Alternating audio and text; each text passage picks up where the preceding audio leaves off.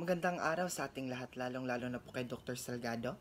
Ako po si Kurt Denver P. Galimor sa GE12 Section E at ngayon ay isasalaysay natin ang mga nakakatawang kultura na ginagawa ng mga Pilipino kahit na sa modernong panahon na ang Pilipinas.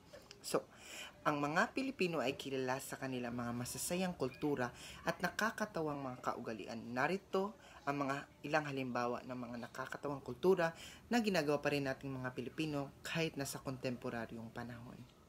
Una sa listahan sa mga nakakatawang kultura ng mga Pilipino na ginagawa sa modernong panahon ay ang pagmamano. Ito ay isang tradisyon kung saan ang mga bata ay nagmamano sa mga nakakatanda bilang paggalang. Ang pagmamano ay ginagawa sa pamamagitan ng paghawak ng kamay ng nakakatanda at pagdampi ng noo sa kanilang kamay. Ang nakakatawa dito ay ang pagiging formal ng tradisyon na ito, lalo na sa mga batang hindi sanay sa pagmamano. Pangalawa ay ang bayanihan.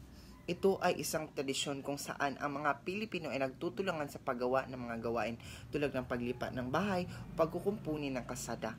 Ang nakakatawa dito ay ang pagiging masaya at maingay ng mga Pilipino habang nagtutulungan.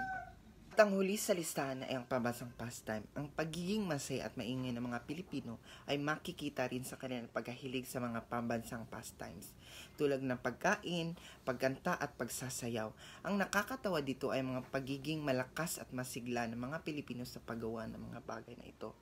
Ang mga nabanggit na halimbawa ay ilan lamang sa mga nakakatawang kultura na ginagawa pa rin nating mga Pilipino. Ang mga ito ay nagpapakita ng pagiging masaya, mapagmahal at mapagbigay ng mga Pilipino.